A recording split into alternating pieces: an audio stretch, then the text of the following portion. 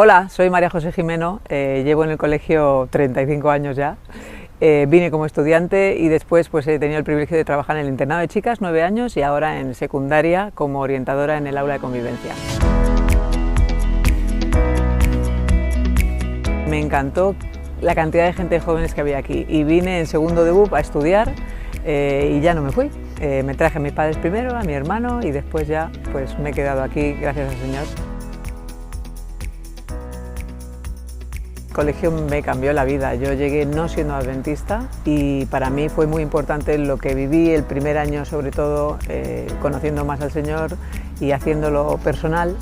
Y ese primer año, pues en una de las giras del coro que fue a Alicante, acabé entregando mi vida al Señor y eso pues ha marcado muy positivamente mi vida.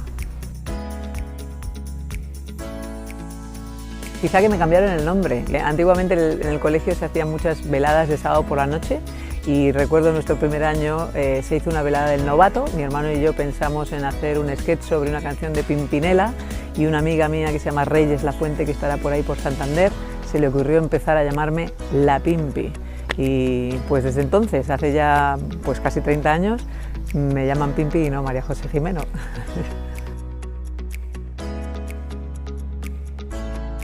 Creo que lo que siempre me llevaré de la escuela han sido la gente que he conocido, la música que he compartido, la oportunidad de poder compartir a Dios con tanta gente, los deportes, los torneos y la oportunidad de tener conversaciones que me han cambiado por dentro y han hecho de mí lo que soy hoy.